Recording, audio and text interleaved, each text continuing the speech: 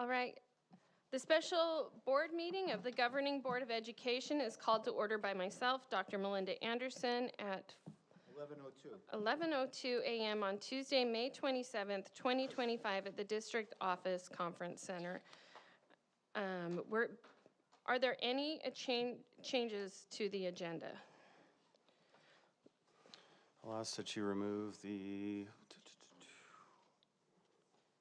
give me a second here, I'm looking at the screen. Did we already remove coast to coast, or do you want to remove that? I don't see. Oh yeah, remove 4. I didn't consent for that to be uploaded. Okay. So we're going to remove the coast to coast presentation.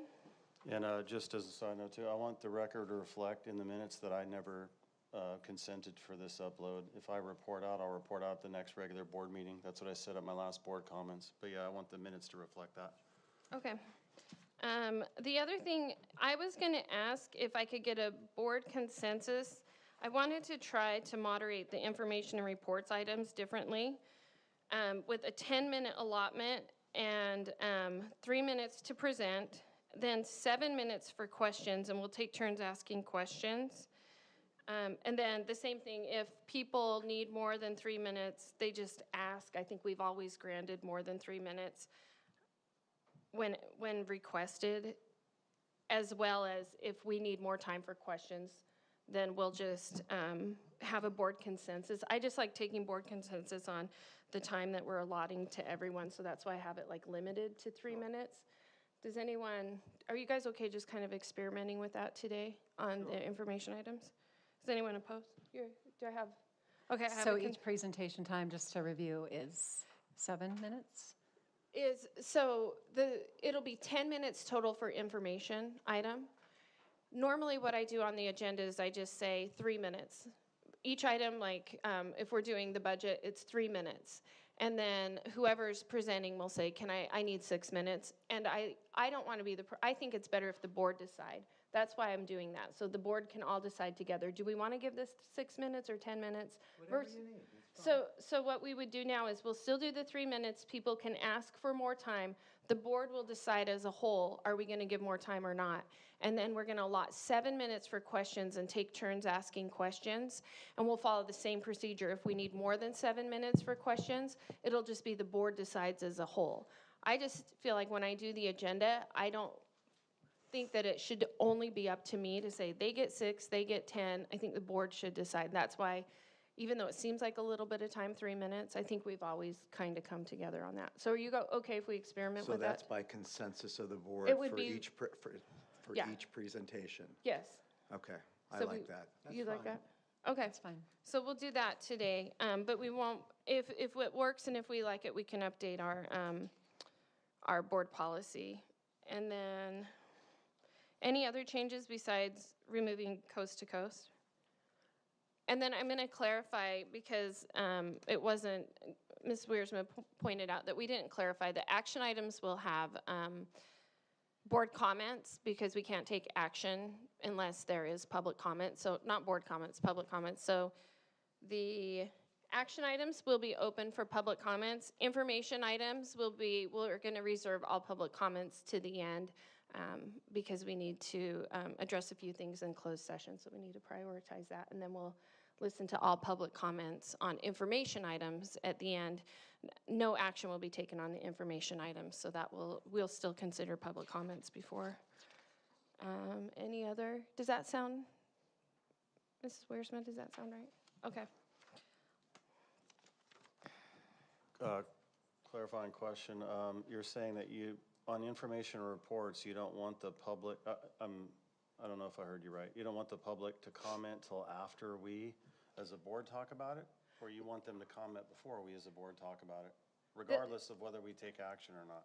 They will comment after, because we have attorneys waiting for us and on Zoom.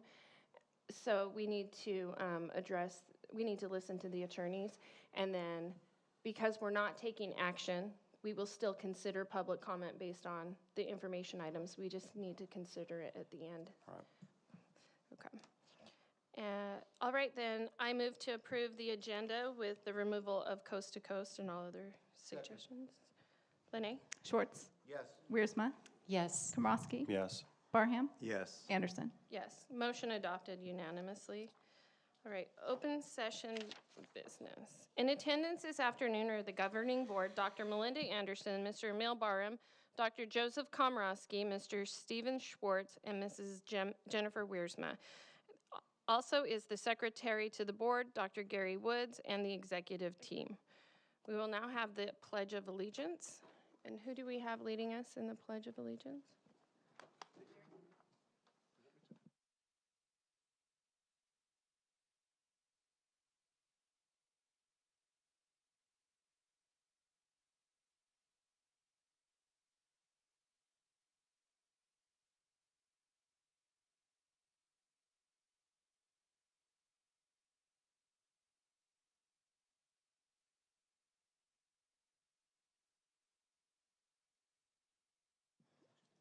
Okay, we're going to start with information and reports. And we have a brief introduction to CYBHI for 10 minutes. So are you ready for that, Mrs. Diaz? Okay. So it'll be 3 minutes. Do you need more than 3 minutes for the presentation? How much time would you like? 8 minutes? Is that okay? Okay, 8 minutes. This one for me. And for this presentation, our Director of Student Welfare and Success, Kelly Gradstein, will be presenting. Thank you. Thank you. So good morning, everyone. Thank you for having me. This morning, I'm going to give a brief overview of the billing process that we have in TVUSD right now, as well as a new opportunity in front of us. Throughout the presentation, I'm going to say billing and reimbursement. They can really be used interchangeably. So I'll go back and forth between those, but I just wanted you to know that that's what we're looking at. Let's turn it on. So right now there are two payers to schools for billing, Medi-Cal and private health insurance plans. We currently participate in Medi-Cal billing, and so that's through the LEA BOP program. And all of our Medi-Cal billing is for our students in special education who have services and support that are on their IEP. Parents consent to those services when they consent to the offer of FAPE on the IEP. So an example of that would be services for behavioral health, speech and language pathologists, physical therapy, adapted physical education. Those are all examples of services that we bill under Medi-Cal right now, and we receive reimbursement back as a district. All of the revenue that's generated through our LEA BOP program and through the small billing is supplemental. So that funding does not go back to the general funds. It is used for supplemental purposes, and a committee decides every single year how that money is spent. The new opportunity that we have came about a few years ago. We recognized that there was an opportunity for us to bill for additional services and support that are provided to our general education students through our SEL team. And so about a year ago, we also became aware of the California Youth Behavioral Health Initiative, which is CYBHI, as it's referenced in the agenda today.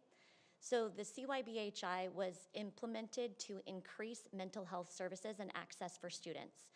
And so what they did is the Department of Healthcare Services developed a fee schedule, the CYBHI fee schedule, which allows for districts or participating LEAs to bill for services and support through not only Medi-Cal, but also there are 4 funding categories. You can fund under, or you can bill or seek reimbursement under screening and assessment, psychoeducation, therapy treatment services, and care coordination or case management. And so right now what our team is working on is the alignment of the tiers of support that we have within MTSS and really figuring out what are the direct services that we provide and where do they fit within CYBHI. So a great example of that is group. So at every single one of our schools, our SEL team members are running groups. So at one site, they might be running a group for stress management. So they are working with a group of students that are exhibiting some stress, and they're providing them with coping skills and just helping them to better understand how to manage that. Well, that group would likely be billed under psychoeducation. At another one of our sites, we might have an SEL team member that is running a group for students with anxiety, and they're working on coping strategies and wellness and trying to help them manage anxiety. That one would likely be billed under treatment services. So it's really about us figuring out exactly what those structures and systems that we already have in place in TVUSD and where exactly they fit under the CYBHI fee schedule that we could seek reimbursement for them. So how does it work and how would it work if we actually transition to this model? So right now, you might have a student that has concerns in the classroom. So the first thing that happens is the teacher is going to recognize that the student is struggling in some way. They're going to offer support, and they're going to start collecting data to try and get to the root cause of what is happening with that particular student. They'll monitor the student's progress, they'll collect more data, they'll review, and most times they'll figure out additional support is needed. Once they recognize that additional support is needed, we're going to contact the parent. And we're going to discuss those ongoing concerns. We're going to determine an action plan. We're going to get parent consent for that additional support. And then if we were to move to a billing model, this is where we would ask for the insurance information so that we would know what that would be reimbursable under. Once we had parent consent, we moved to our Tier 3 or Tier 2 plan. We're going to write down that plan. We're going to document it in the student information system in Infinite Campus, and we're going to implement the plan. We're going to monitor student progress. We're going to continue to collect data. We're going to keep the parent abreast of what's going on in that intervention, and then we're going to come to an outcome. Did the intervention work or not? And then we're going to report that back out to the parent as well. The intervention is completed. Here's your update on student progress. These are the next steps as needed. After that, then we would submit the claim to CBHI through their third-party administrator for the interventions completed, and then we would have a reimbursement for the support that was offered and the claims that have been approved. So the really cool thing about what's happening right now is the majority of this already occurs in district. We are already documenting concerns. We are already collecting data, reviewing data. We're already seeking parent consent for Tier 2 and 3 plan interventions. Those are all documented in our student information system. The major difference between what we do now and what we would do going forward is that request for the insurance information, and it is just making sure that then on the back end that we're going to submit those claims for reimbursement. The other thing I want to note is that as we consider what would we do going forward, let's say we had a student that needed a Tier 2 intervention plan and the parent was on board with the plan, but they weren't on board with providing their insurance information, we would still provide the support. So we're not going to change our existing support model with the implementation of reimbursement. We just wouldn't submit for reimbursement. We would still continue to provide the support. So as you might imagine, going to this type of model is a significant undertaking. It's a process.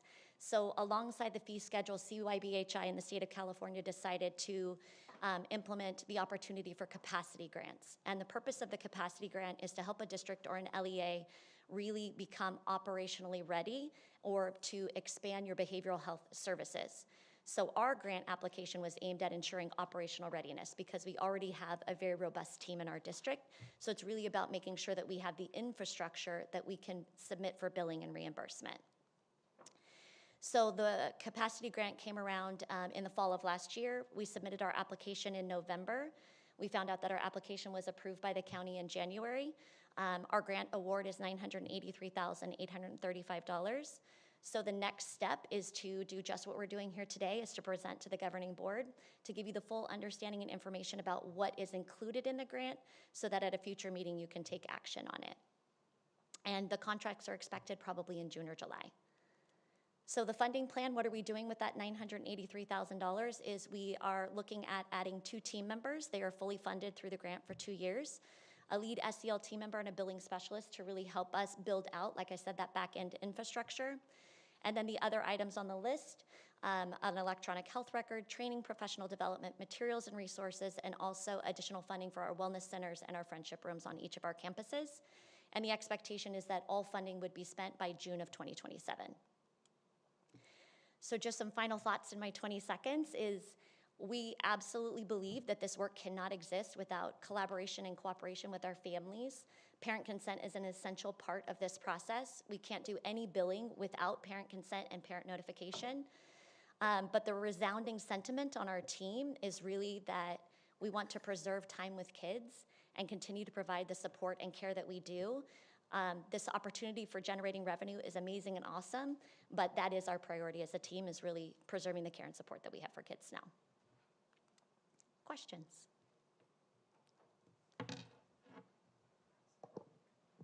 Thank you, Kelly. I have a few questions.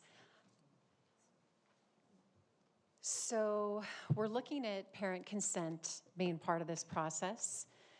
Is it that in the beginning of a school year, you're going to ask families to go ahead and submit their insurance information, or is it a case-by-case basis? I think you mentioned that. when a particular situation comes up, do you see a blanket notification going out, or? That isn't our plan right now. Our plan is Okay. to do it on a case-by-case basis. I think it'd be much more effective for us to have those one-on-one conversations with parents as these things come up than to do a blanket notification at this time. But ultimately, that would be a district decision if we wanted to move forward with a blanket notification at some point in time. Will the billing summary always go to parents if they go ahead and give their insurance? Mrs. Wiersma, we were going to do one question at a time and then rotate. Can I just finish the one and then? Oh, is this the same question? It's kind of connected. Will Okay, they? go ahead. I'm sorry for interrupting. Go That's ahead. okay, thank you. Will they get a copy of the billing summary every time a child is taking advantage of a service or whatnot? So our understanding within the CYBHI side and within the district side. So as a district, we do provide notification to parents about how their kids are doing and what they're doing within a Tier 2 intervention or a Tier 3 intervention. My understanding of CYBHI is there is no explanation of benefits. So parents wouldn't have an explanation of benefits that they could look at in terms of what that summary is. They would just simply ask us for a greater clarification or another understanding of what's happening with their kiddo. And we'd be happy to provide that. And can I answer that as well? So we're looking at AB 1184, where the explanation of benefits and like the sensitive topic of transgender care. 2 years ago, the state of California passed a bill, and it essentially says that insurance companies cannot notify children or parents if their children are receiving care for transgender treatment. So that would be the insurance company is no longer allowed to send that EOB to the parent anyway. So we've been talking about coming up with policies. We can't come up with a policy that goes against 1184, AB 1184, but I am aware of that assembly bill, and we want to make sure that parents are notified of services received, minus, we're going to have to, we're looking into that, and we'll work with attorneys on that. And if anyone wants to write that down and look into it, Dr. Komrosky and I talked about it briefly as well. Do you have a question? Yeah, it links onto the two. Me and you were talking about this when we were working on parental notification, Dr. Anderson, and my question is, well, first, you might want to explain EOB. Some people don't work in the medical field. Explanation of benefits, just, there's a lot of mnemonics that I've learned at the school board level. I'm like, what's that? EOB might be one of them for the public. Absolutely. But the other one, Explanation of benefits is like when you go see your doctor and they treat you for a procedure, it could just be an office visit, then there's a code and it correlates with office visit and then the cost. So normally in the mail you'll get an EOB or explanation of benefits saying you were at our office for, D303 office visit and the price was $74. So the parents will not get that explanation of benefits when their insurance is billed, nor is there any, I'll answer this right now, there's no copay collected. So Correct. a lot of times it'll say, this is what we paid, this is what you owe. And it'll be like we billed $100, the insurance paid $70, and you owe $30. The parents the state, when they came up with what do you call it, Emil? Chiba? When they came up with Chiba, they eliminated the copay. So there will be no copay to parents, or there's just a flat reimbursement fee, and we can talk about that as well, because I've gone over all the fees as well. But yeah, there's no explanation of benefits, although we will have it available. Services provided will be available for parents, and that's something the board can talk about. Do we want to notify parents of services provided, since there's not going to be an EOB sent from the insurance company?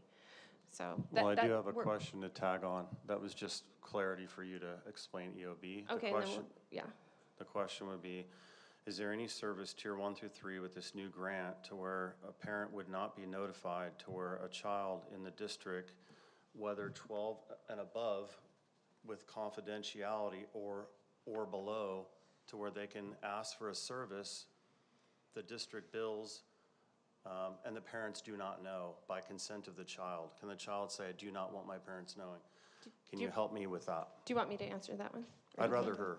Okay, you answer that. So there's two questions mingled in there, right? So when we're looking at supporting minors who are 12 and over, there's very specific ed code that governs that, as well as board policy, right? So there are very strict guidelines for when a parent can be excluded. And that is something we talk about as a team and really make sure that everybody understands exactly what that situation is. When we're looking at billing, we are not planning to bill for any services for parents who are not consenting.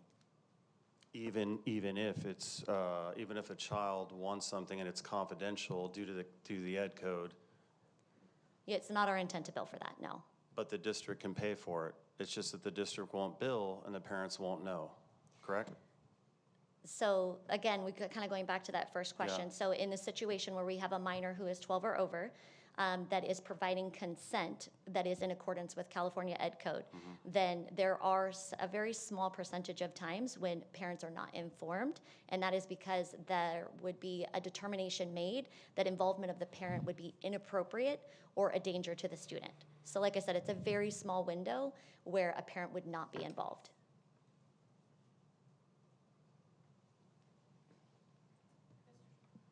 Real quick, have you spoken with other districts who've gone through this and gotten feedback from them on how it was? So there are currently 485 districts in the state that are participating in one of the cohorts. The first cohort started about 1.5 years ago, and none of them are fully operationally ready yet. So it's my understanding that there are a few districts who have submitted claims for billing, but that they're not there yet. So we don't really have a great reference point for CYBHI, but I have spoken to other districts who are doing Medi-Cal billing for SEL services, just like we are planning to do. Our district is unique, not like everybody else, but that's a really good thing. I always get excited about that because I really am proud of the work that we're doing. But yeah, we're definitely talking to other districts. Mrs. Lash, I think this one's for you. So the private health insurance reimbursement does not have to be supplemental. So I'm assuming that this money goes to the general fund. Is this money restricted money? I believe it's restricted to go back into the program. Correct. But into the general fund, not the special ed fund? So no, it doesn't go into the special ed fund. The intent of the funding is for it to go back to reimburse services that are required to provide that, right? So it would fund positions, materials, and resources necessary to provide the service. So it'll be in its own resource code. In its own resource code, okay. And I just have one more question, just to finish it up, or we can move on. It's up to you. Okay, so Ms. Wiersma?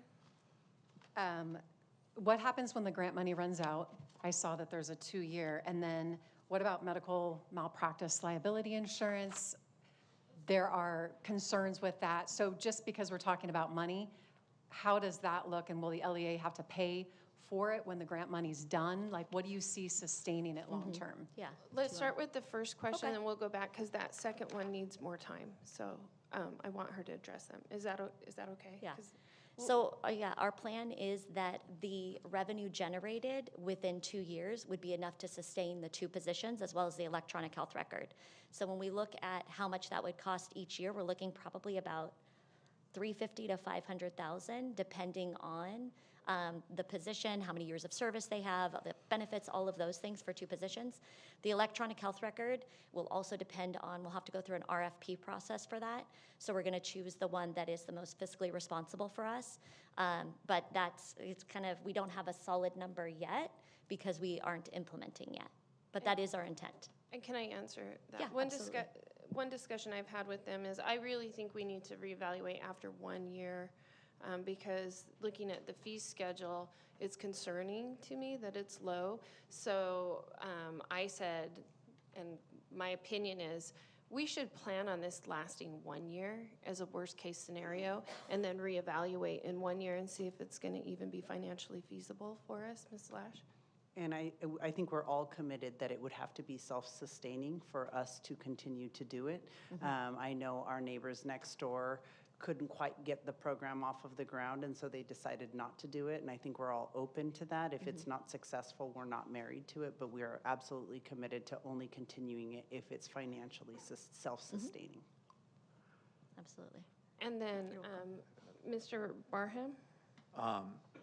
Can you define a wellness center for me? Yes, I can. So let me talk about what's happening at our high schools and middle schools, primarily at our high schools. So the Wellness Center is where SEL team members' offices are. Most of them are located just off the quad or at an easy spot for kids. So students are able to pop in, they can ask a question. A lot of times students will be there because they've had a peer conflict. They just had a fight with a friend, broke up with a girlfriend, boyfriend, that type of situation. So they'll go in, they'll chat with somebody, and they leave. Most of our wellness centers, it's 20 minutes max that you can be there, and then you have to go back to class or go back out to lunch or wherever you're gonna be. So it's really a drop-in support, but it also is the place where a lot of kids hang out. So they are open at lunch, so students can go in and mix and mingle and hang out. They have access to different coping strategies or posters on the walls or things that are there, but it is more of a drop-in area. So it's not intended to be anything else but that? That's what it's intended to be. Okay. Okay, and then Can I just add one thing to that, Yeah, Dr. Anderson? I also want to note, because Mrs. Gradstein's explanation is perfect about our wellness centers, but then inside those centers, the SEL staff that we have in there are simultaneously having meetings with students, running groups in some of the rooms. Some of our wellness centers allowed for there to be rooms off to the side. So while it's a space for students to go, I just want to reiterate, that's not the only thing our SEL team is. They're not just supervising during the day. They're doing that simultaneous to their Yeah, other functions. absolutely, thank you. Okay, and then I want to just clarify something along with, and tell me if I'm right or wrong. When you gave the example about students popping in because they broke up, that's would be like tier 1 support, that's not Yeah, billable. absolutely. So those kinds of services, popping into the wellness center, that's not Correct. a billable. Yeah, it would be no different than dropping in to see your teacher. Yeah, there's nothing that you would bill for if someone popped in. Correct. So, What about vaccines, birth control pills, anything like that? Are there going to be medical prescriptions, services like that within a wellness center? Or is it more along the lines of counseling and that sort of thing? Like, we're going to wait because I think someone else Dr. Komorowski had a question, so we'll go to his next. Oh, your microphone. Sorry, mine tags on to the first set of questions I had with you, Kelly. 12 and up or below, whether the parents had to know or consent to something that the child is wanting to do. With the lay of the land right now, that is already happening whether or not we take this on, right? Because this is just a grant for additional services. All right, I just want to make that clear as well. Yeah, that is correct. So there's no change in that already happening. Correct. My second question is, this is more broad, and I'm not trying to put you on the spot for the data now, but can we get data from the district, either through you or Dr. Woods, to where the parents of the community know when their kids are visiting wellness centers, tier 1, just for popping in? Or this might even go to Dr. Woods through Mrs. Diaz, or is that just very informal and the parents already know that their kids are doing that? Because I would like to get possible data on that. So, for example, if somebody had a child that was popping in, let's say, very, very frequently, and the parents did not know, Great. I have a concern with that. Outside of this, but it's still attached to this. Yeah, no, that's a very valid A concern. frequent flyer, if Yeah, I'm gonna, absolutely. Can I ask, do you have the data that? The one that, yes, I do have that, but in response to your question, agreed. And so that's just data that we started collecting this year because our wellness centers are becoming more prevalent on our campuses. And so it is something that we have planned for our team for next year, is to really disaggregate that data and say, okay, if you've had 2,000 pop-ins this year, how many students have come on a frequent basis, and what is the parent communication?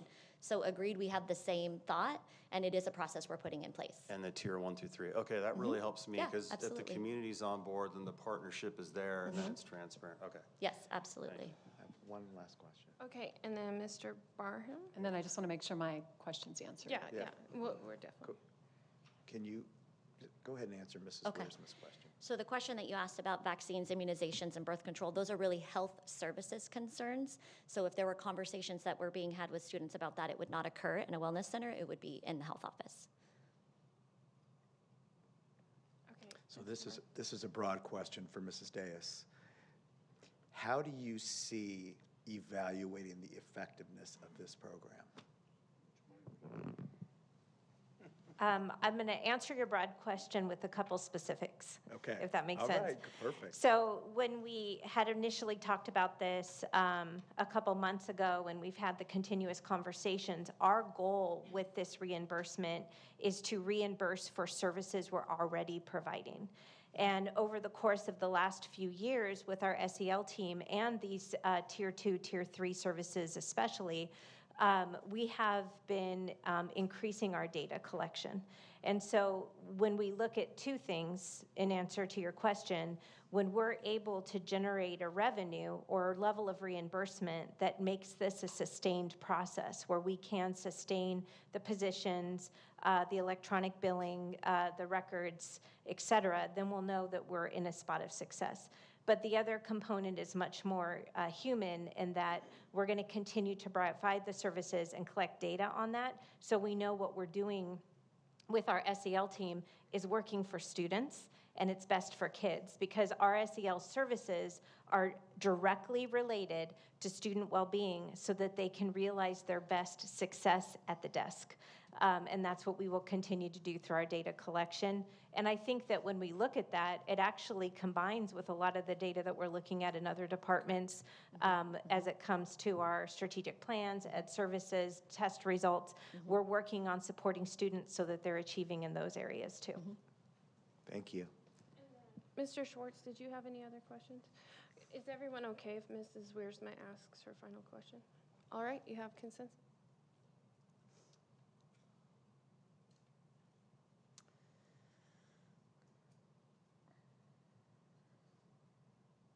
I think you've answered a lot of the questions. What I will do is I've downloaded a draft to guidance, and it talks about HIPAA, FERPA. It kind of goes through some of the questions that I think families will have, and I don't want to keep you up here any longer. But I think what I'll do is give this to you or Mrs. Dias, and also the California Minor Consent and Confidentiality laws. I think the thing that's so important if we roll this out is making sure that the checks and balances are there, the legal protections for minor children, because there are definitely concerns with this as I did the deep dive. And I think if behind the scenes we can continue to talk and ask questions, and I can give you this as well with highlights of where I'm at, and maybe we can share it with the rest of the board, we'll be at a better place as it moves forward. I just want to leave no stone unturned because parents are concerned and they want to be sure they're on top of everything that's going on. So Yeah, and I thank you appreciate for your that. time. Yeah, and I've read both of those documents, so I'd be I figured you happy had. to see your highlights. Okay. And I appreciate it too. If you Yeah. have any questions, I feel like I'm a HIPAA expert because I do HIPAA Yeah. for our other offices, and it's pretty significant. Yeah. So those are things that we are looking into, but if you ever want to have a conversation and share information to make sure that no stone is left unturned. So let's move on. Thank you so much. That was great. Good presentation, Kelly. yes. Great job. A quick comment. I like the 3 minutes and extending it, and I really like taking turns answering questions, but I think the 7 minutes might not be appropriate. I think taking turns and just being aware of time might be better. So we'll move forward and keep working with that. The next is the parental notification update. So could you pull up that? And I don't need 3 minutes. Everyone knows I was very busy this weekend with a wedding. And so I printed this out. I told Lene, don't let me make printouts ever again because nobody wants them. But I'm going to pass these down. For the board members, can you just that printout? Yeah. So this is, to update everyone, I need 3 minutes as well. We suspended the parental rights notification. Mr. Barham, will you pass those down? Thanks. Should I drop them all over? And then these two, I don't think the cabinet wants it right now. I have extra copies just for anyone in the public if they want a hard copy. Essentially, this is a summary of having all of the thoughts and ideas brought together, and I've kind of bullet pointed them. I would like all board members to look at this because I did it last night at like 1 a.m. and let me know what I forgot. Dr. Komrosky, you and I had extensive notes, and I didn't type those out. I just put it briefly here, but I have all of the notes. So I didn't have time to make any, and same with Mrs. Wiersma, but I didn't have time to actually go into the board policy. I want it to be polished, have you approve it, and the same with Mrs. Wiersma. You gave a lot of really good ideas. I was hoping to bring those ready to present, but I wasn't able to, so I will send those to you, because this is also, you'll see JKMA, we don't want to violate the Brown Act. So you'll see who's working with who. Each one of these ideas is different. And an example of how we are protecting the Brown Act, Mrs. Wiersma had information on suicide, and when we sat down for the meeting, we both agreed that since I had already spoken with Dr. Komrosky about the parental notification and mental health, that Mrs. Wiersma and I wouldn't discuss that. So that was left with Dr. Komrosky, and I addressed that because both of them presented. So we are being very careful, and you'll see each one of these is a separate idea and which board member is working on it.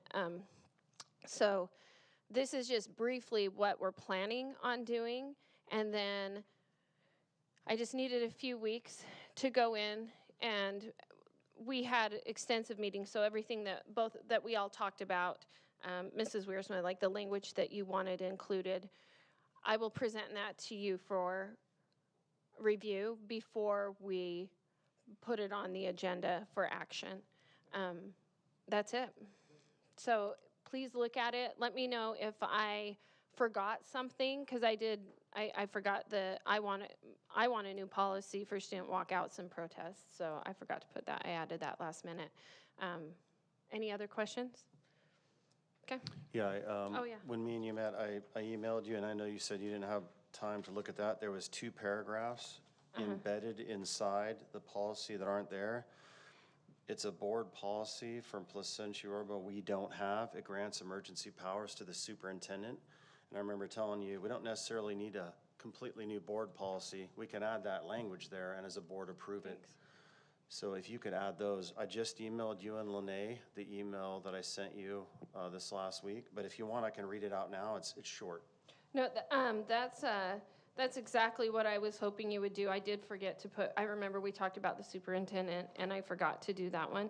Was there any others that I missed? Can I read it? It's like 2 sentences, Yeah, please. maybe 3. All right, here's the addition. In any situation in which immediate action is needed to avoid any risk to the safety and security of district, student, staff, or property, or disruption to student learning, the superintendent or designee shall have the authority to act on behalf of the district. That's first one. Second one is the superintendent directs all non-school counselors to notify parents within 24 hours of all non-academic related communications, which would avoid any risk to the safety and security of district students, staff, or property, or disruption to student learning. To me, I'm an advocate for that language to grant Dr. Woodsy a power, or any other superintendent, to administer this type of mental health policy notification. Okay. Grants him that power. So what we'll do is I'll make the updates, like and then we'll present it to the board, and then you guys can look at it, amend it, change anything. So are you going to reinstate the parental notification committee? Yeah, so we suspended it, but because we're working on topics that are specific to each individual, we'll reinstate the parental notification committee. Mr. Schwartz? Could I just ask, doesn't the superintendent already have that authority by virtue of being superintendent, Nicole? Do you think so? Or I think or- we're just adding language to make sure that there's no question. So if you want to have it removed at the next meeting. Yes, no, I don't think it's necessary. Okay. I think he already has the authority as superintendent under law. That's So- his responsibility. Okay, so. We don't grant him that in board policy with the 24-hour Yeah, turnaround of notification. Let me just answer the question. So what we've done is we're going to present all the ideas to the board. Okay. For discussion. That's fine. So any idea that was presented and that I worked with someone on, I did not say, no, this is a bad idea. I said, if we wanted to do this, how would we do it and where would it go? And then as a board, after we've got it all cleaned up, we'll present it, and that's where we will make amendments or remove things, but I feel like we need something solid to present. Any other questions? I have a question. So what's the plan going forward is the committee is going to look at all of these, I mean, what you spoke about with Dr. K and Jen. I've done some stuff on my own, so Yes. we're going to look at that. So next month, we're going to discuss all of this again, or are we going to vote next month on these things? I think that it should be prepared for action. So my plan is to do what I promised and make sure that the correct board policy is updated with the language. And it will look like the other board policies that I updated, and the changes will be in a different color. And before we take action, I think we need to, the first action should be to have it all reviewed by an attorney. Have it all reviewed by attorney. So, But item by item, so like number one, No, that's fine. wait, okay, we'll do like number two, update board policy 5145.6. Steve Schwartz worked on a list, and there, 5145.6 is just something that will say that we're gonna have this information on our website. His list. So Steve, this is for you. The list that you created will update the board policy so it says that list is now law. Like we're gonna put it. okay. So the law will be, the board policy will be, parental notification will always be on the website. So what I'll do is I'll update the language in board policy 5145. I'll highlight it, and then we will all review it and decide, is that what we want or not? I will send it to you before we present it to the board. Dr. Komorowski had something about access to libraries. We'll update it. Yeah, I'm just picking one. So one of them was access to libraries. We could update our language in board policy 5020.1. So we'll update the language the best we can. Dr. Komorowski will look at it and say, that's what I wanted or that's not what I wanted. Then once it's what he wanted to present to the board, we'll present it to the board and we'll all decide as a collective, are we going to pass this or are we going to send this one to an attorney? I think we should send these to an attorney. Yeah. So that's the process. One, update the board policy. Two, decide as a whole what we're going to do. And then three, if we're going to take action, sure take it's legal. action. Yeah, so if we're going to decide item by item, we're going to come to some agreement, let me finish. Yeah. In the next meeting. Yes. If we can't agree, then we'll take it to an attorney? Is that? No. So step one will be, let me finish working on it because I'm not done updating the policies. I'll wait for the committee meeting. And then step two, we'll decide in the committee meeting. Okay. Yeah. But I do think that when all of this goes to an attorney, Yeah. that there should be some limitations on the attorney's review of all of these things. It will be I really like how they worked with what I have is healthcare. What board policy was that, Deus, that we updated with the billing information? Student wellness. Student wellness. So what we did was Ms. Deus and I worked on the language, and once we thought it was good, we sent it to Bill Diedrich. And this is actually saving money because he just had to look at the language, and he happened to notice that we had some board policy or some ed code wrong. He just boom, boom, boom. It took him a few minutes. Actually, I was surprised at how quick the turnaround was because we'd done so much of the legwork ourselves, and we'd put it in. Like, this is what our district wants. This is what our district needs. This is the language we need. They didn't have to start from scratch.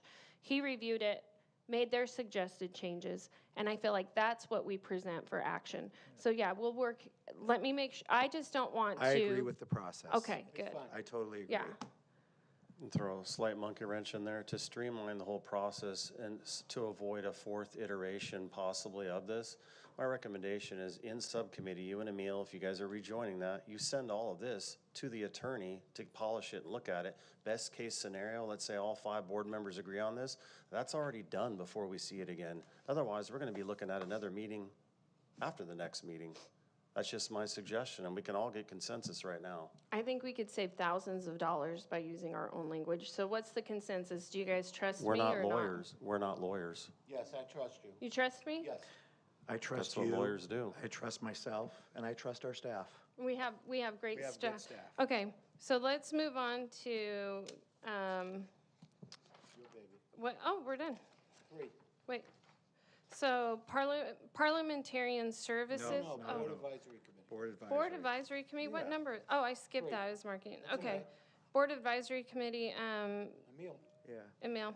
Lene, can you, what's the board policy? I forgot the number, giving the super. Okay, so, giving the superintendent, yeah. So Board Policy 1220 gives the superintendent authority to form an advisory committee. It seems that we needed more discussion on this. We pulled it from the last agenda, so we wanted to bring this back today. So if anybody has any questions for the superintendent or myself, now would be the opportunity to ask those questions. I'm good. All right, Dr. Woods? Oh, Okay, A few. go ahead. Why one board member to be recommended for a 1-year cycle on this? Why not 2? One ends up a potential gatekeeper, and I think for a more diverse representation. You'll hear in a minute that I disagree with this altogether, but if it were to go through, I think it'd be more healthy if 2 board members would be on this for a year.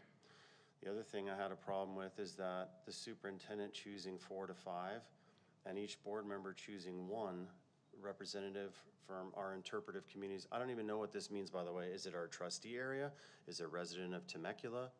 We can hash that out, but let's just say 1 board member picks. That's 5 board members to pick 1 full-time member, then a possible alternate. But then the superintendent picks 4 or 5. So let's say this committee happens and it's like 10 to 12 members.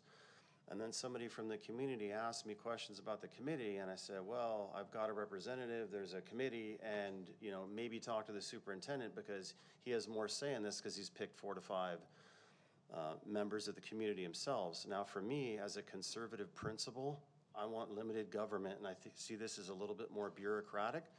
So my thing is I don't agree with the superintendent selecting 4 to 5 candidates. I believe the board should be selecting them, if at all.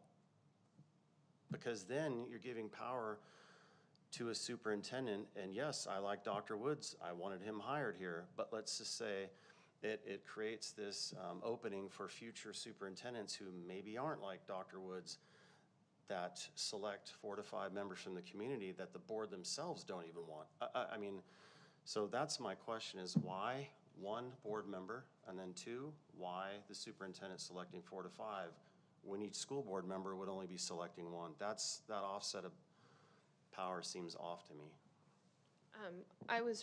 Dr. Woods, would you let him? I need direction. This Okay. is the document that I presented as a draft. I just need direction. There's a whole conversation that could go on about any one of these topics, I for will, sure. So I will want to hear from Dr. Woods, though. Okay, On so, his opinion on this, yeah. so go scroll, I think it was number 4I, right there.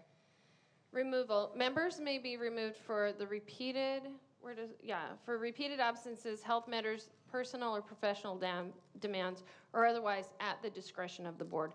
So I think this still gives power to the board because the board can remove members at any time. So if we get a superintendent that doesn't represent the views of the community or the views of the board, well, the board just removes those, or maybe we get like some fanatic community member that wants to use this as a. Yeah. Can I do that? I mean, this is the way that I see this. This 1 board member is a bystander. If I'm that 1 board member on this committee, I'm observing. I'm taking in information. This is for the community to advise the board. This is not really for me to be interacting or having any influence on this committee. That's how I see it. It's to take in information from the community and to report back to the board, and also for the chair of the community to come and present their recommendations to the board. I see this as, it's like what you said, there's wisdom in a multitude of counselors.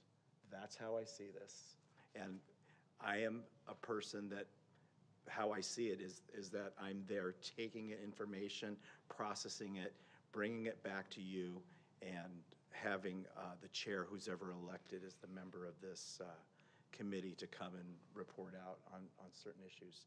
That's it. I mean, I'm not looking at this committee. We're going to talk, but I may disagree with the things that they recommend. I mean, it's reporting, it's talking, and like I said, it's obtaining wisdom from a multitude of counselors. That's how I see it. Okay. Mrs. Wiersma, you said you had a question. We have I'm being conscious of the time because we will have attorneys, so we'll have to end open session in a minute. It's Mrs. Wiersma's turn. So I have a couple questions before giving a summary of my thoughts. One, how often would the committee meet? And two, is this a group reporting out at every board meeting? What's the vision? Because it still seems nebulous. So I don't know if Dr. Woods could just quickly. Usually it's once a month, maybe 9 months out of the year. A couple months are dark because of summer and so forth, unless the board directs the committee to wrestle with a question. They only present when they have summary information to share with the board. Could be 3-4 times a year, let's say. So, Okay, wait, we're taking turns. Mr. Schwartz, did you have a question? No, I just say give it a try. I trust the superintendent. Okay. Let's see, everyone's asked a question once, so I didn't get, mine was Yeah, you directed did. at Dr. Woods, though.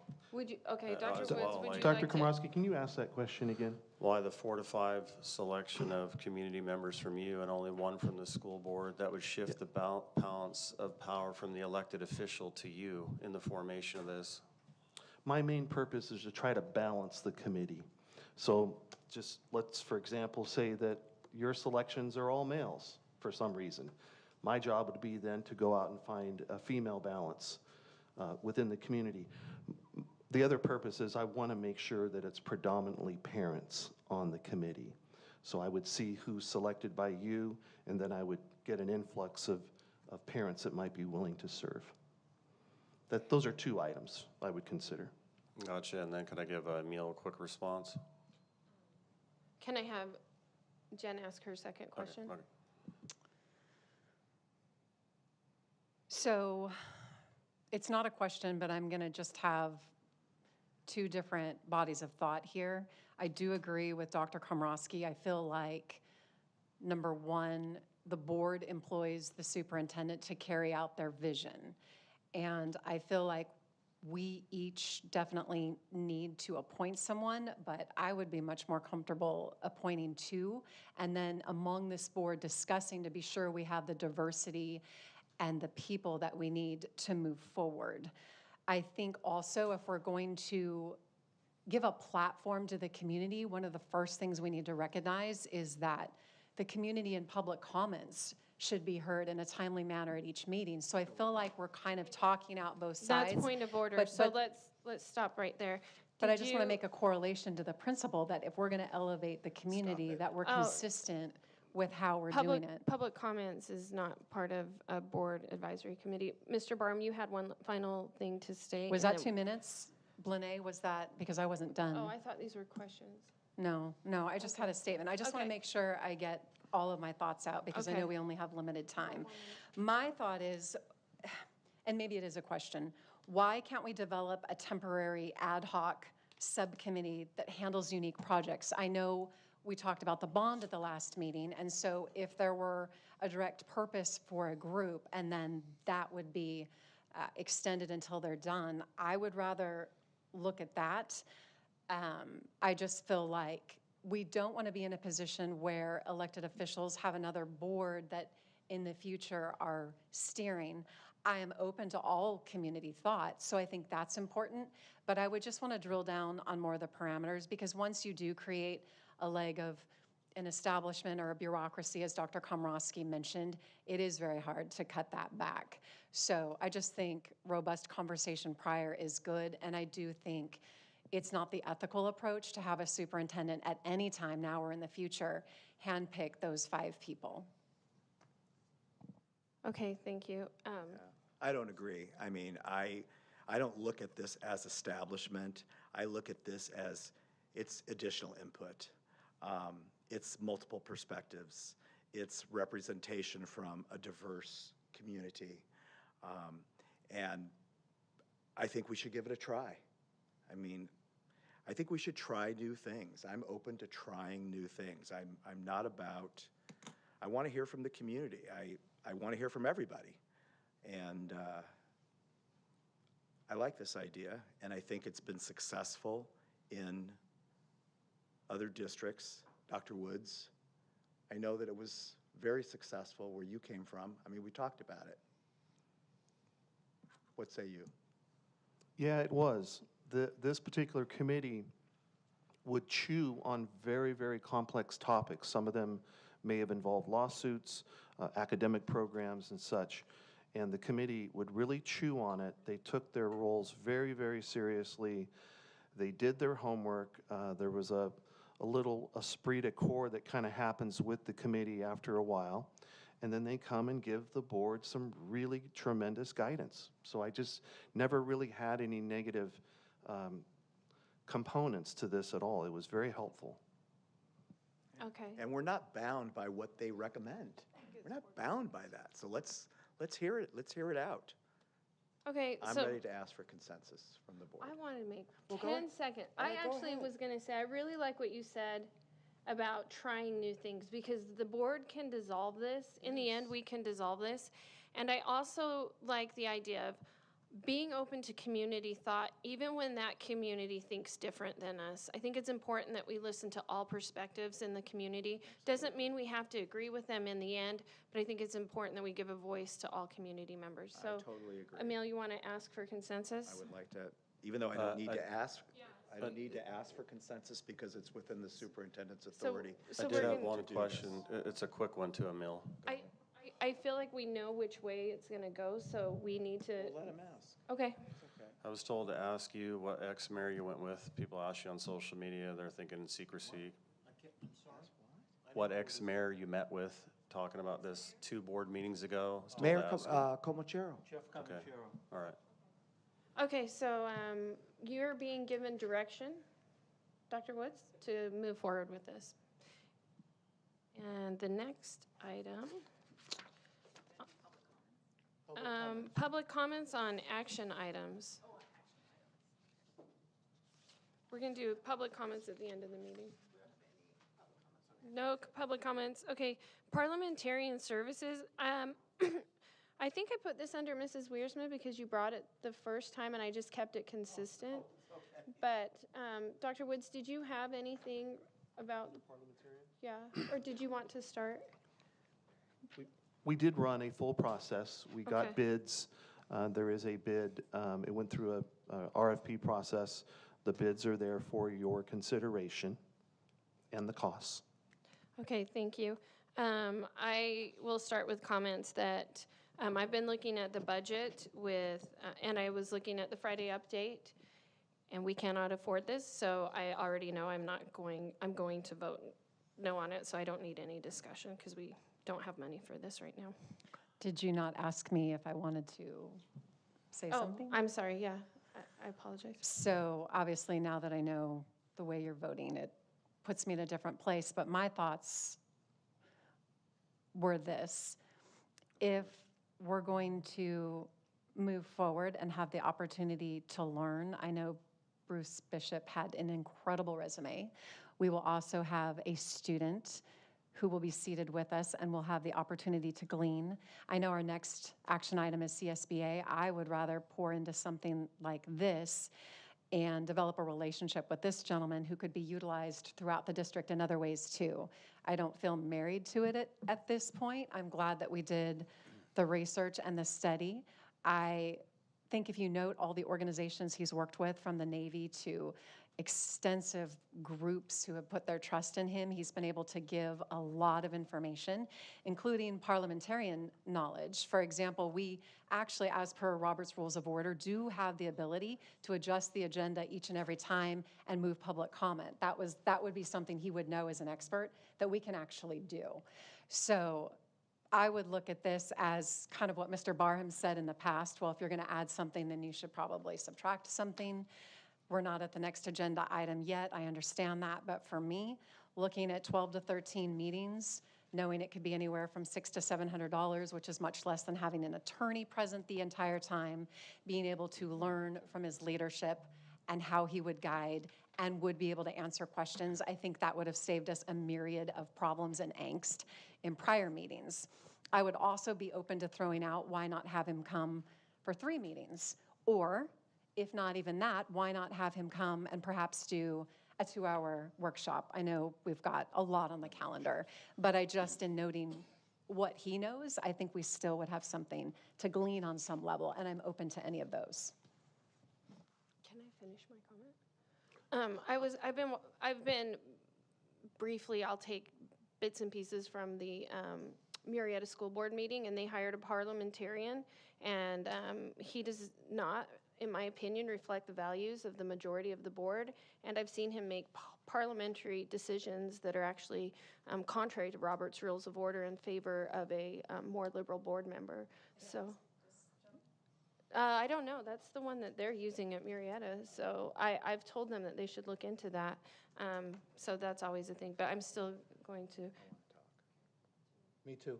Okay. All right, you go. I don't Let's see if need we 2 can minutes. wrap it up quick. Okay. I don't need 2 minutes. I think you're doing a more than adequate job as president and making parliamentary decisions, and I don't think we need to spend a penny on a parliamentarian, nor do we need an attorney-president meetings. Thank you.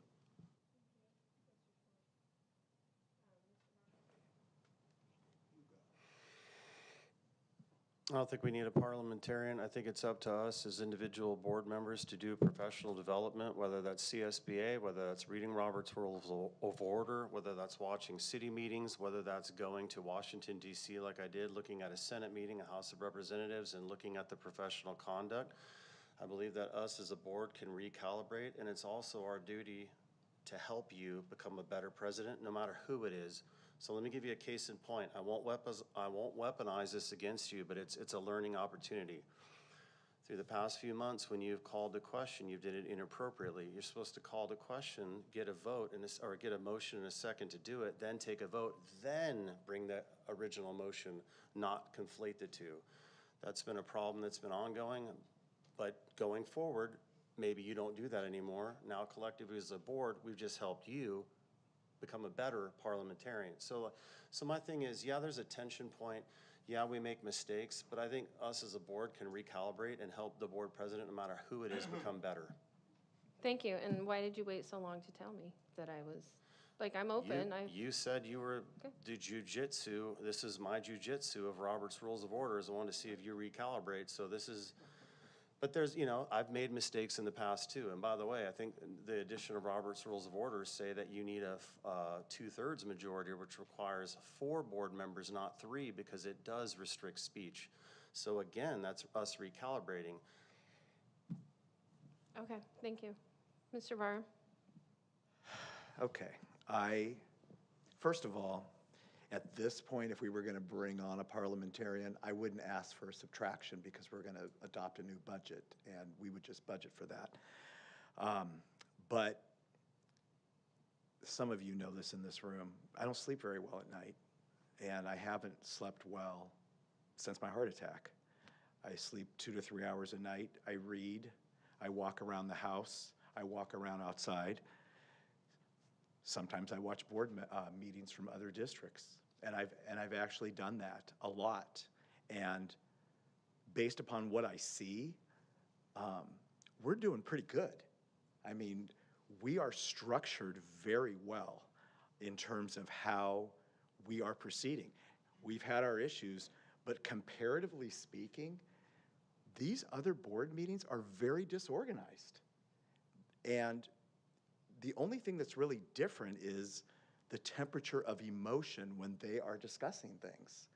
But from a parliamentarian standpoint, we are much more organized than these other districts are around here.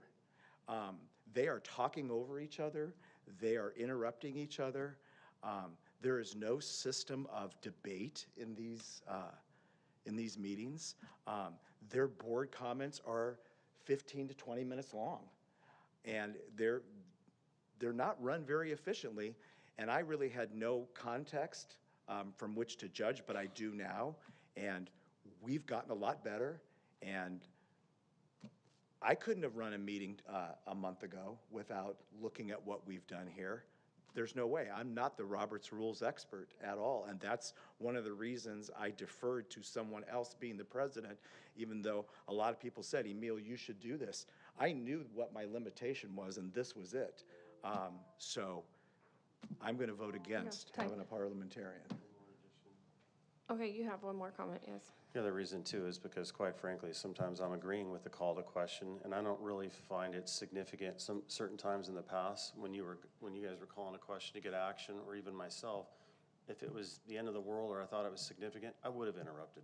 So there's that. But plus cost effectiveness, I think this is not a waste of money, but I don't think we need to spend money on this. Could I make one final statement? I'm Yes. fine with that. I'm totally fine to bypass this because I do think we're in a better place. Yes. So I just want to thank you for continuing to lead and to take in the input. I will say at times, if we can just give each other grace to extend a conversation as needed.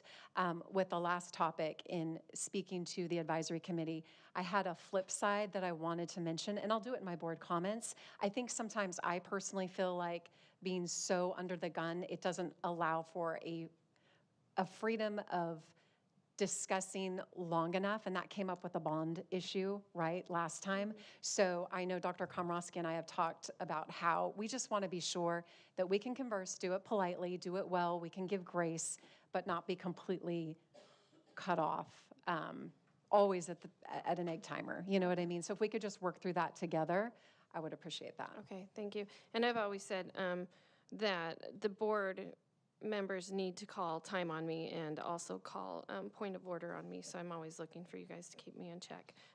So let's go ahead and I move, well, we discussed it. I don't think anyone wants to take action, so there's no need to make a motion. The next thing would be the California School Board Association Annual Education Conference.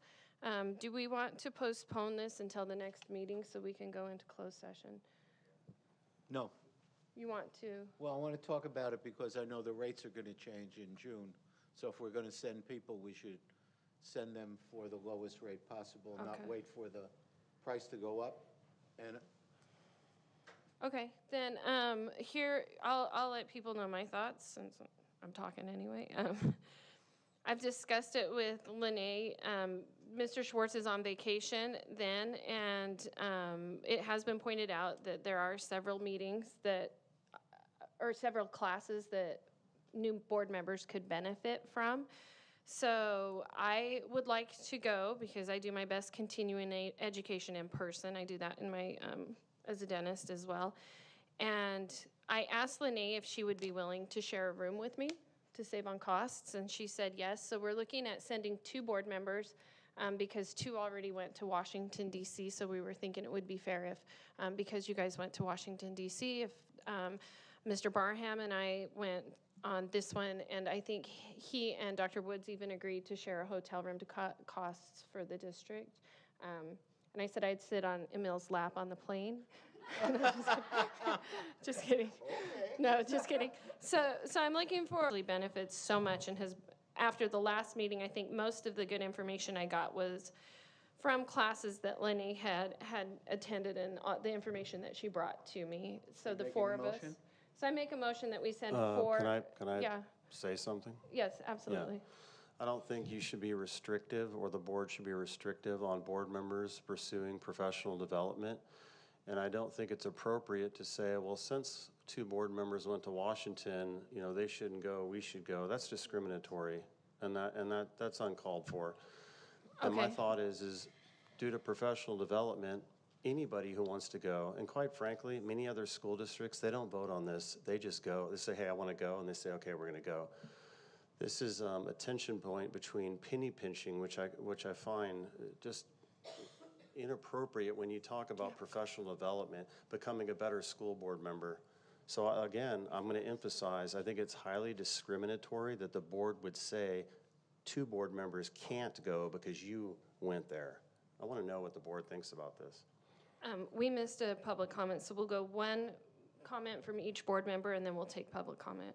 All right, but I did have a question, and I want you to answer. You're the board president. Yeah, go ahead. Do you want to ask Why after? the discrimination against 2 board members? Because we went to Washington. Why am I discriminating? I'm just, financially? Correct. Yeah. No, I'm just being budget savvy. So, and you can do your well, it's not called continuing ed. You can do all this online. You can get these classes online. So that's it. Fair is fair.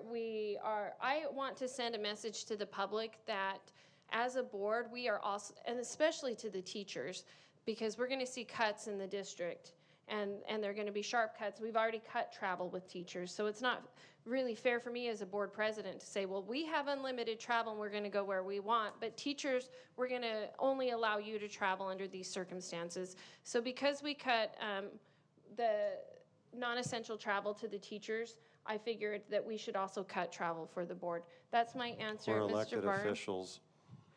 Now it's, Mr. Barham, you had a comment? No, I mean, that's what I was going to say. We're trying to, we're in budgetary crisis here, and we need to curtail the travel. That's one area that we've talked about with the superintendent. We're cutting out non-essential travel, and we're being fair to all the stakeholders. I mean, we're all stakeholders here. Granted, we have different roles, but we're all stakeholders, and we're trying to be fair and equitable across the board. And I think, quite frankly, I mean, discrimination is really a harsh word. It's reality. Wait, don't interrupt. It's a harsh word. It's not being discriminatory, it's being fair and equitable across the board when you consider travel amongst all the stakeholders of the district. Okay, and then Mrs. Wiersma, did you have a comment, and then we'll take public comment? So quick question first. Do we know if there's any online opportunity to view any aspect of CSBA if someone can't travel there? Is that a cheaper option, or is that not?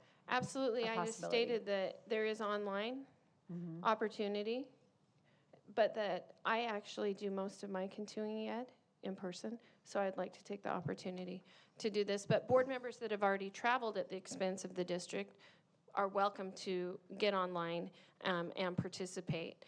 Okay, so that. Wait. Mr. I had a Okay. continued thought. I feel like Okay, I need to just say, one, I agree with Dr. Komrosky that if a person wants this particular development, they should be able to choose. So I agree with him on that.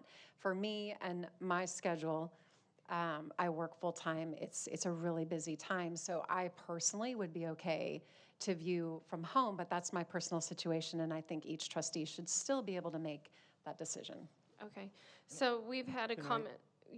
Just real quick. Okay, So we do get every day an update from CSBA, and they do have continuing education classes, which are online, which you could always sign up for. Also, Keenan is doing the same thing. I did the Keenan training for Title IX. I know we totally cut out going to the Excellence in Education Conference, which is only in Palm Springs, which doesn't even involve airfare. It only involved hotel and registration. Usually we send 50 people. Nobody is going this year for the sake of saving money.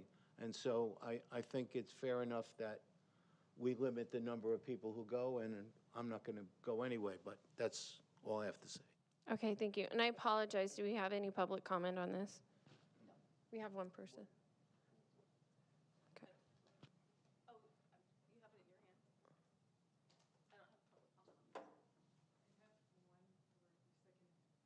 Oh.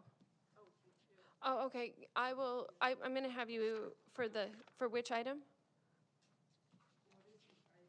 Is it for Parliamentarian or for the CSBA conference? Okay, yeah. Okay. Thank you. Okay, could you start her time? 2 minutes. Yeah. And then we need to go into closed. So I'm going to talk about penny pinching.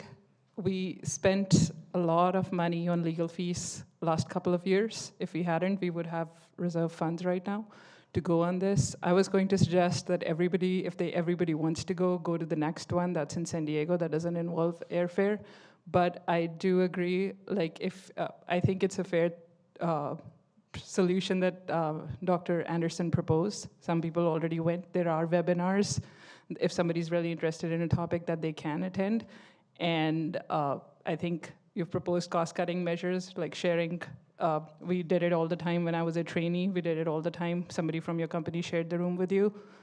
And I would rather use the online version, but I think exploring the most cost-effective version is good. And I would like to point out the contrast from the last time where members actually volunteered to let other people go and not go to save cost. And now somebody's crying discrimination right now.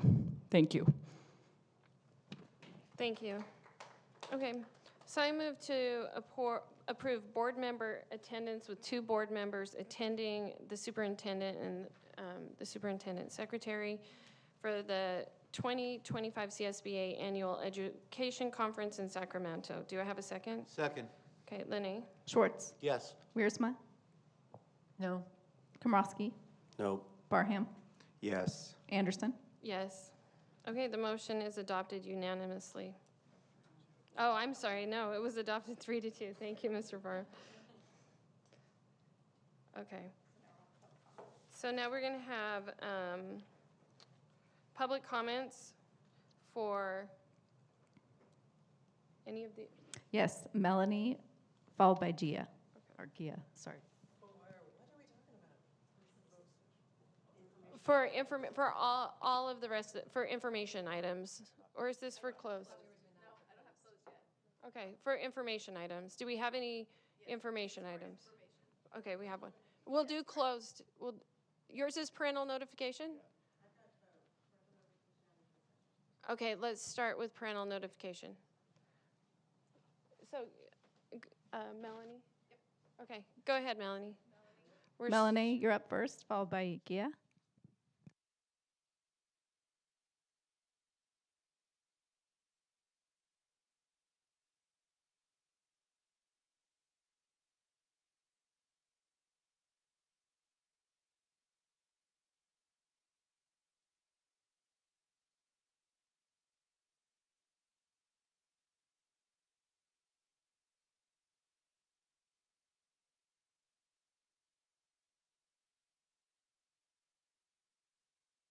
Okay, yes. Mike.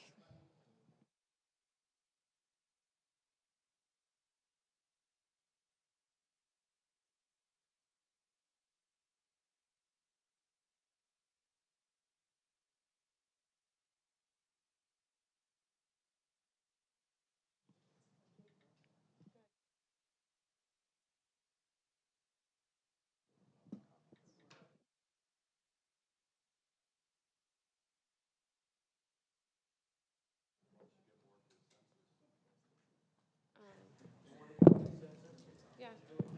Sorry, just 1 minute. We're asking if we want to do public comments on closed session, and then all the public comments for at the after closed session for.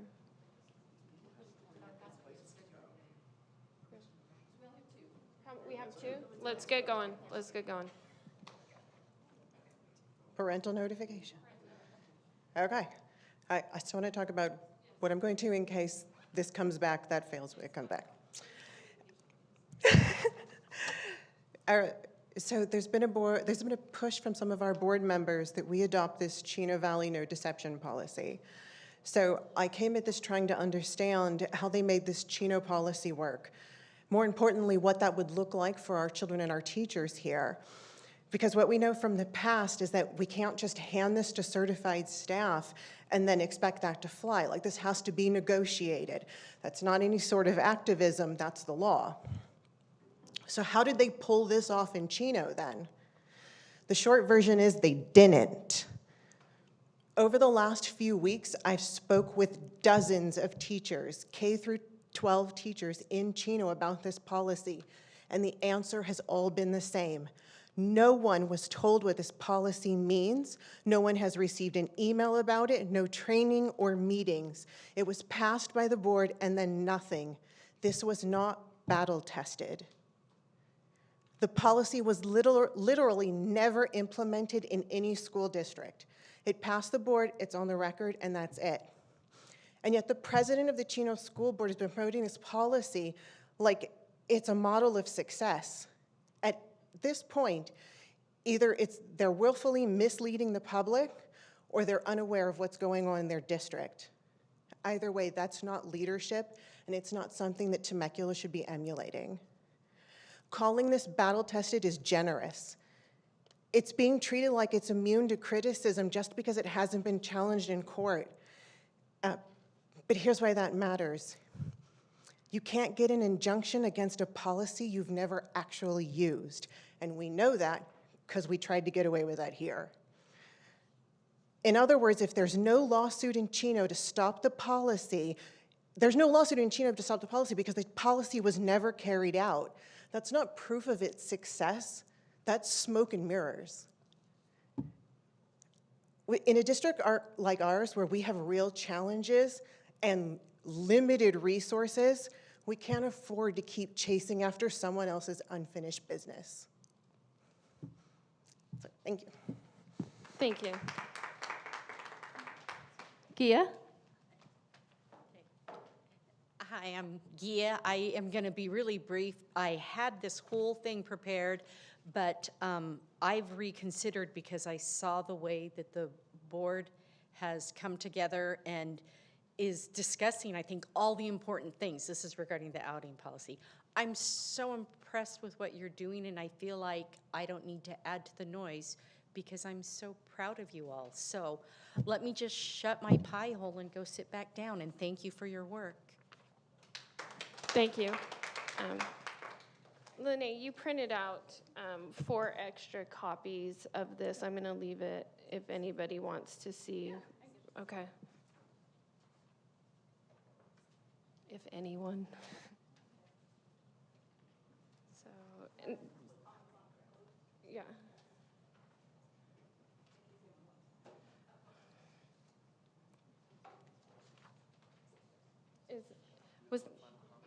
Okay, was that all the public comments? Yes. Okay. Yes, we have, okay, now we have announcement of closed session. The board will now meet in closed session to consider items listed in section G. Do we have any public comments on closed session items? Yes, 4. Okay, first up is Gia, followed by Melanie. Does the board want to give the full 3 minutes to everyone with the time constraints? Yes? Okay, yes. Okay, I'm back. This time I do have something to say. So I've made my position clear in the past that I'm against the anti-CRT policy. CRT has never been taught in Temecula. Redefining it as history that makes white students feel badly about themselves does not change that fact. If history makes you feel proud and warm and fuzzy exclusively, you're not studying history, you're just being fed propaganda. And white men have been writing their history for centuries, and it's only fair to allow minorities to be represented too. Black history, Native American, Hispanic, Asian, women, queer history, all these minorities, they are our history in America, and they should also be taught in our schools. But before recognizing contributions of underrepresented groups, we also need to understand the adversity that these groups face before achieving their accomplishments. Shamefully, things like slavery, Stonewall, Operation Wetback, who ever heard of that? The Tulsa massacres, Indian Removal Act, Chinese Exclusion Act, Jim Crow laws are just examples of that history. it's fiscally irresponsible to use attorneys at $620 an hour that have a conflict of interest and have an agenda, because it's like having a fox guarding a hen house. Hundreds of thousands of dollars have been wasted defending the anti-CRT policy to overpaid attorneys. Meanwhile, Temecula is seeking a bond measure to get more funding for our schools so children can succeed. But denying history won't make schools safer. Starting culture wars won't make our students more successful. And spending money on litigation over policies that seek to preserve white privilege is not fiscally responsible. And I hope you understand that when I say white privilege, that's not an accusation. It's just a statement of being. It's not saying you're responsible or you're responsible or you're responsible.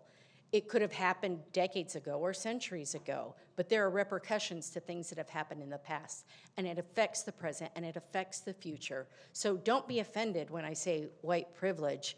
Understand that it's not an accusation. You still may face hardships. It just means that the hardships you faced have not been caused by the color of your skin. So I hope that you will stay focused and understand that CRT is racist, and I know some of you don't want to hear it, but anti-CRT policies are very racist, and I hope that you will get rid of them, and I hope that you'll get rid of the attorneys who have pushed for this all along. So stay focused on the kids instead of wasting our money. Thank you. Thank you. Next. Nay, followed by Upney. So we had the CRT ruling last week, and I think there's a part of this policy that we don't really like to talk about around here, and it's that this policy wasn't actually a homegrown policy. This wasn't something that we wrote and built around the needs of our students and our teachers here. This policy was almost entirely lifted from another district. It was crafted by a paid consultant who admitted that we don't teach CRT in our schools. The CRT ban wasn't a Temecula grassroots movement. It was a scripted playbook imported from another district and shaped by someone with a political agenda to sell his workshop and his books.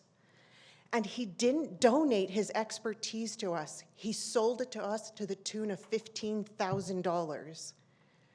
This wasn't about protecting our kids. It was about profiting off our fear, and we took the bait. And I don't bring this up to shame anyone here, because in fact, I believe that Dr. Komrosky and Ms. Wiersma were really trying to protect our community. But I also believe that they were misled by bad actors who have used our district as a stage for their political agenda. And now we've spent hundreds of thousands of dollars defending a policy based on a problem we don't have. Meanwhile, we are now preparing to ask voters for a bond to fix a very real problem that we do have: schools that desperately need repairs. So how do we justify continuing to pour our money into legal fees for culture wars? I know that there are some very important political leaders around here who have said, oh, I don't care how much money the district you have to use to defeat those lefties. Meanwhile, what, our schools can crumble? This doesn't have to be a defeat for us. This can be a turning point for us, a moment where we rebuild trust that our teachers are doing their jobs and following California standards, trust that our school board is going through our curriculum, they're vetting it properly instead of importing politics here. Trust that our parents are engaged and showing up at the open houses and asking questions and being part of the conversation, because that's what real leadership looks like, and that's what we deserve here. Thank you. Thank you. Upney, followed by Jean. My name is Upneet Dhaliwal, and I have submitted a detailed email to the board already, but I want to briefly address the heart of the issue and get it on record. Now, the district is facing a self-inflicted legal and financial crisis driven by Resolution 21, rushed through without stakeholder input or legal review on previous board majorities' first night in office. The Court of Appeal has now ruled it unconstitutionally vague, and it is unlikely to survive any further legal challenges. This resolution is legally redundant, educationally meaningless, and fiscally irresponsible. Making matters worse, the board retained Advocates for Faith and Freedom, a law firm with clear ideological ties and political agenda. Its principal, Bob Tyler, donated to the PAC that supported the 3 board members who passed the resolution, a clear conflict of interest. AFF's legal defense has been both inadequate and embarrassing.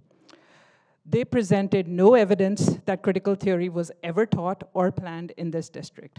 Worse, their attorney mischaracterized Jim Crow as a civil rights figure, an egregious error that continued even after the judge corrected it.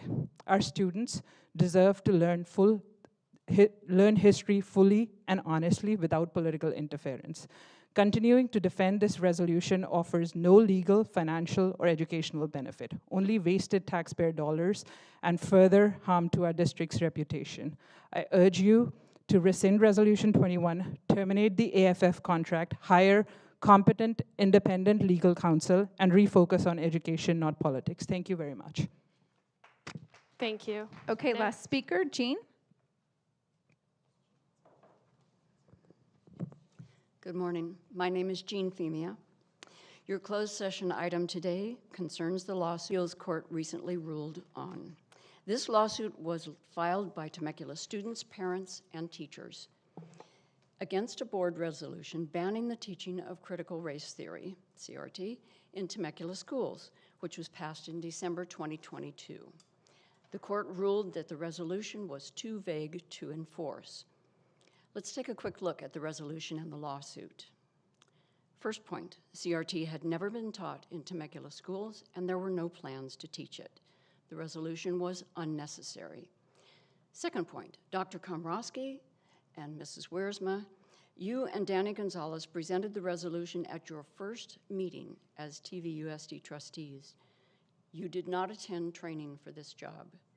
You knew virtually nothing about the school district or how it works. At that meeting, students, teachers, and community members like me spoke against the resolution. Your fellow board members, Mr. Schwartz and Mrs. Barclay, who did know their job as trustees and did know the district, urged you to wait and get input from staff and community before moving ahead. But you didn't. You ignored rational objections and advice, and you passed the resolution on the spot. As expected, the result was this lawsuit. Third point, at your August 2023 meeting, you approved a contract with Advocates for Faith and Freedom to defend against the lawsuit. The contract locked the district into pursuing defense to the Supreme Court and paying AFF all fees if the district ever settled, refused to appeal, or fired AFF. These are clauses that an ethical legal firm would not include in a contract. Again, I and others pointed out these problems, and again, you ignored rational objections and advice. So here we are today. We have an unnecessary, vague resolution likely to lose in court, and we're tied to a costly, unethical, and frankly not very capable law firm. But fortunately, we now have trustees on this board who understand that their job is to spend taxpayer money on learning, not on attorneys. I urge you to end this lawsuit as quickly as possible. Please do not let it continue. Do not let AFF rack up any more fees. I am not an attorney, and I can't advise you on the best way to get out of this hole. Rescinding the policy and firing AFM seem like the first two steps, but please listen to good advice and follow it. Let's start spending our money and our time where we're supposed to on Temecula students' education. Thank you. Thank you. All right, we'll now go into closed session. So we're going